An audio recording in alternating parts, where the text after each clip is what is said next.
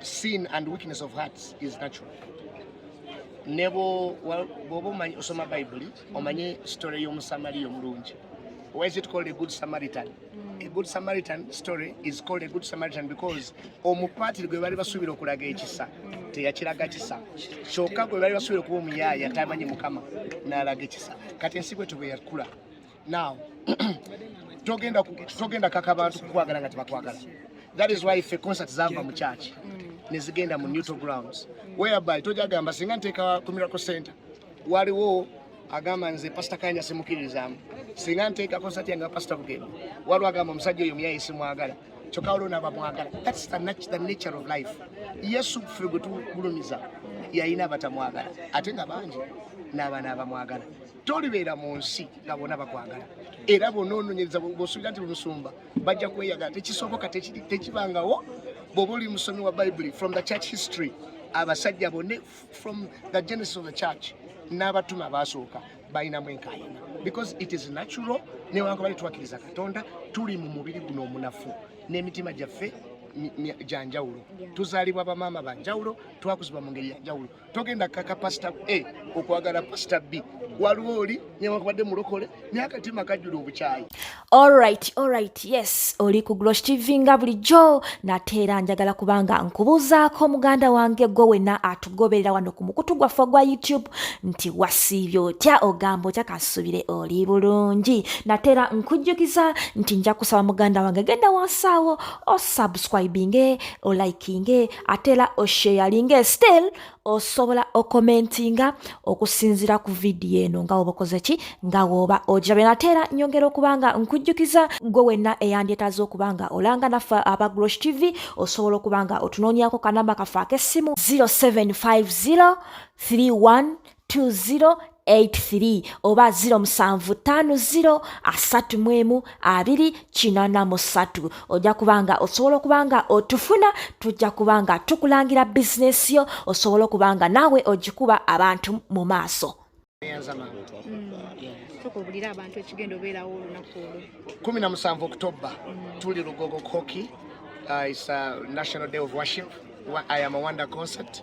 Twagiwaddeyo tuyita Bannayuganda okuva mu bitundu byonna. Ku luno tetuyise Bannakampala bokka, tuyisa ab'ebitundu byonna okuva e Jinja, okuva e Luweero, okuva e Masaka, tufunye amasemo nga abantu bagenda okuva ewala n'okumpi. Tugenda kuŋŋaanira mu kibuga Kampala e Lugogo nga tusinza Kristo. Abasinza okuva ebweru w'eggwanga n'abasinza okuva mu ggwanga twegasse tugenda kuyimusa Yesu waggulu. Yes. Tuza tulaba abalokole nga mukola concerts ez'enjawulo. Tulaba Pastor Bugembe yakikuba ennaku 3 nawe tusubireyo extra day. Nedda teri extra day lunaku lumu lwakutaano lwokka ate okwawukana concerts endala eyange bagiyita worship concert. Worship concert kitegeeza newankubadde it's a setup of a concert. It's not more of entertainment, it's more of worship. So tuyita bamanyi Katonda bayambye, Katonda bakoze obulungi, abaagala okwebaza Katonda lunaku lwa kusinza. So kati webyawukanira mulimu element ya concert nti twetegese turehearsinze okuyimba kulungi ebyuma birungi naye okusinga more than entertainment. This is a worship event kusinza. So kati enjawulo eriwo kati okusinza okwaffe it's not a show or a movie show jonzo gamba nti tugenda kikwatu kiddemu n'enkya ne luli mukomewo. That's why twalonda ekisaawe abantu bayinza okujja bonna tuyimuse Yesu ffe nange eggwanga. Yes. Tulaba president wa gospel gwe bayitala Neke nga avaayo complaining nti abalokole you're not supportive ate twalaba nga Pastor Bugembe ajjuzizza ennaku ze 3 zonna era teyakoma wonagamba nti musosola. Okuddamu ekisooka is tulina okutegeera ni president w'abaloko wa gospel. Neke yagamba ye president wa mmwe mwenna. No, kati fraternity ayinza okuba president wa kubanga ati nange nyinza okuba ndi president wewange ewaka. Sinza kubanga nze president w'amaka gonna. You know, so siganye he is a leader. Nesi ye president w'abayimbi abalokole. Kuba kati ffe tulina gwe tumanyi King Wesley for now. So naye he's a leader, actually he's my friend. Mukwano gwange mwagala nnyo lugendo lwaffe luwanvu tuvudde wala nesaagala njogere nga ddamu president w'abalokole. So kakati president w'abalokole gwe tumanyi ye King Wesley tumumanyi nga akulira federation y'abalokole. Anyway, kati let me answer the question. Ndeke title. question ebadde nti waliwo yagambye nti abalokole tebawagira. Nze ndowooza nti kizze kikyuka ebyo bye banyumya byadda. It is not a today thing. Gwe kenyini olina obujulizi Pastor Bugembe yakoze 3 consecutive concerts, Friday, Saturday, Sunday. Ate wonna ne wajula. Kati no Pastor Bugembe abadde mu nsiike y'okuyimba emyaka 2. Oyinza okugamba ekimugwanidde. Naye abaana bazze bakola ne balanga nga baloko nga talina omu abamanyi mu kibuga. Ne bakuba Serena nejula. Abanyankole abaana bavudde embalala nga mu Kampala tebamanyi. Waliwo omwana bamuyita Emile Juice yajja n'akola.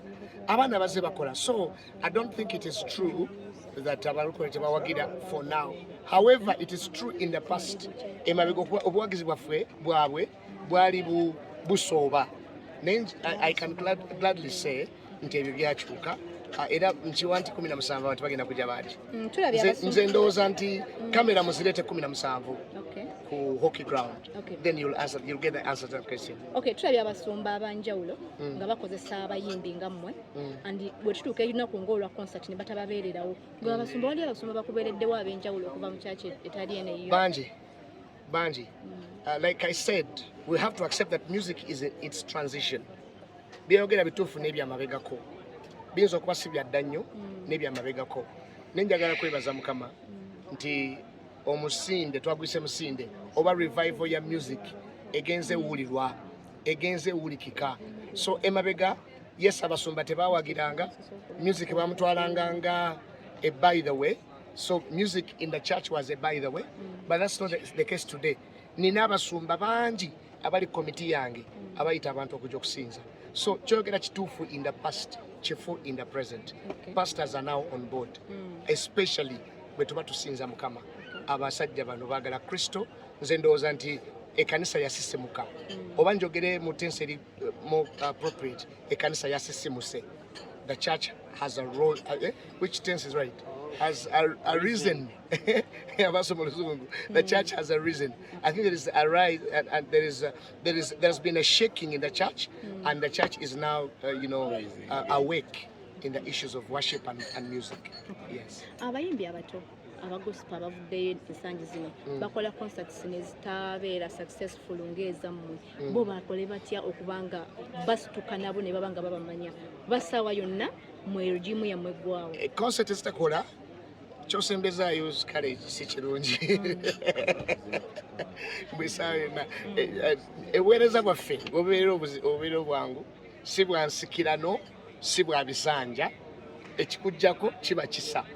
Bw'obanga tokyaliko kisa nga tokyalina kyoliisa abantu kyekikujjako. Naye obanga okyali nsulo ey'amazzi amalamu, buli nsulo erikina amazzi amalungi ekyalo kiddukira okwo. So ffe ng'abaweereza Mukama kyogamba nti essaawa enovaako would not be right. Ndowooza nti omuntu bw'atatambula bulungi na Mukama n'alekerawo okufumba emmere ewooma. Bw'obanga oli restaurant wafumbanga bulungi emmere bw'erekerawo okuwooma abantu bakyusa restaurants. So ffe kyogamba nti essaawa enamuvaako sikikiriza. Ekijjako omuntu ndabye abayimbi abayimbye emyaka n'emyaka n'akaddiwa ng'akyawa omukisa amawanga. Naye atambulala n'ayimba omwezi gumu omwaka gumu n'avaako. Kyenva nziramu era abayimbi abwe mugamba nti tubawa amagezi ki abayimbi abajja okukola concert neziflopinga. Nze ndowooza bw'obanga oli munnamawulire mulungi ojja kitegeera nti concert ziflopinga si z'abayimbi bapya bokka. Ssebo n'amaze emyaka akola concert ne batajja. Ekitegeeza nti waliwo ky'olina okukola bw'otakikola tebigenda kukola. Kati ewaffe mu nsi yaffe okwesiga Katonda okusaba Katonda n'abeera mu lugendo. Ekyokubiri strategically planning and marketing okumobilizinga. Nze kyetuvudde tubayita mutuyambeko mutegeeze eggwanga. Kati abantu bayinza kuba bakwagala naye nga tebategedde nti gy'oli. Ekyokulala yinza okuba karakita yo engeri gy'obadde weeyisamu n'abantu kale byoyimba bibanyumira naye empisa zo si zeziryawo nti ki nungi. Ekisembayo oyinza okuba Katonda tali naawe Katonda wanyiiziza Mukama ate nga baberegana emitima gy'abakabaka giri mu ngalo ze. Kati bw'onyiiza Katonda newankubadde oli wakabi ebyokola byakabi ajja nogolaba akwagala ennyo kola Omukama ajja mufuula bizi. Ekintu kyo kife kitegeeza nti kola enkolagana ne Katonda ebintu byabiyiseemu. Kyekisooka ekyokubiri strategic marketing. Kola enteekateeka ennungi olange ekintu kyo kiwulirwe ate otegeke bulungi. So I think it's a combination of factors. Okay, kyandibadde nga ekisembayo kyangamente kyekisembayo tuzze tulaba mu gospel music nga mutegese concerts ku stage awo wabeerawo ebikono bingi ate nga tulaba eno mu Sachula abaana abaleka stage nga ziri open nti ne upcoming asobole okujja n'ayimba mwewammwe lwaki ebikono bingi mu bayimbi abali upcoming? Ekibuuzo kyo kizibu muko sigezaako kukidduka kubanga siraba nze bikono bingi ngenda kukinoonyerezaako naye kyemmanyi kiri kimu nti olugendo olw'okusituka terulina shortcut yagalagaana toyinza kuba wakayimba jjo n'olinnya ku platform enene. Platform zonna zirina amadaala toyinza kugamba nti wakafulumya jjo oluyimba because of upcoming tukuwe ebbere tukuyonse tukubiibite kubanga munange wakatandika okuyimba. Naffe okutuuka wano there is a road you have to take, a road of faith, a road of perseverance, a road of mulimu okuwaguza nga bwolaba ekintu kyonna omwana bwe wakazaalibwa taddukirawo ayavula n'alyoka tengenena n'ayimirira n'alyoka adduka. So kati ezo emboozi z'abayimbi bato abanafu abagayaavu abaagala tubabiibite tunange yakazaalibwa tumuteeke ku platform enene nze okuyimba mu State House, yes, okuyimbira ku banene nenyima nga president ali awo waliwo atanakikola mu myaka 10 nange wenakikolera nani maze nga obujulizi butambudde ne bagamba mu bayimbi tuyitaani okitegedde. So my point is bayimbi bannaffe bakkirize batambula olugendo olwo tosobola kusimba leero kasooli enkya n'omukungula muwe ebbanga akule ayite mu kufuba kw'okufa ensigo yonna erina okufiira mu ttaka n'eryoka evaayo. That is my answer. Basumba nze ekibuuzo ekyange ku side eyange ekivulu ekisembyeyo kyosembyeyo kola ku hockey grounds naliwo ku luno nteekateeka zigenda kubeera zijja kuba twalaba kwola enkuba yakutataaganyaamuku n'otuuka ova ku stage ng'ennyimba ezimu tezikoze ki teziyimbiddwa ku luno enteekateeka eri etya? Enteekateeka first of all tukkiriza Mukama nti this time round enkuba tejja kutonnya. Ekyokulala enteekateeka eya hockey eya 2023 that was our first time. Tudde musuubire emirundi 10 ku kyemwalaba. Enteeka tutandise okukola nga bukyali. Sound provider waffe is the best. Twina provision ya tent eri ba VIP baffe luli twalina tent tetwaluza nti kubijja kutonya ate luli yali November mwezi gwa nkuba tutadde mu October tusuubira enkuba ejja kuba tennabakutandika. Ne besides that n'okusaba tusabye ekyokulala bandwise twetegese better. Tetwalina bebe enkulu likwolo, tulina team eri international, tulina team eri national, so we are believing to have a 10 times better ministration than it was in last time at home. Okay, Pastor, ekisembayo nkute. Ekibuuzo kyange kiri nti why isn't mu machachi ag'enjawulo waliwo bapasita bagamba nti nze so agenda ku concert yono olw'okuba gundi gyali so agenda ku church gundi kati kange nga church yeno kinogamba so agenda mu show ya Bugembe bw'okuba waliyo pastor okay nga olw'okuba waliyo pastor omulala ate nga gwe tokwatagana naye. Why is it like that? It is like that because that is natural. Sin and weakness of hearts is natural. Nebo bobo osoma Bible omanye story y'omusamaliya omulungi. Why is it called a good Samaritan? A good Samaritan story is called a good Samaritan because omupatiri gwe bali basuubira okulaga ekisa teyakiraga kisa kyokka gwe bali basuubira okuba omuyaaya tamanyi Mukama n'alaga ekisa. Kati ensi bwetu bwe yakula now togenda kaka abantu kukwagala nga tebakwagala.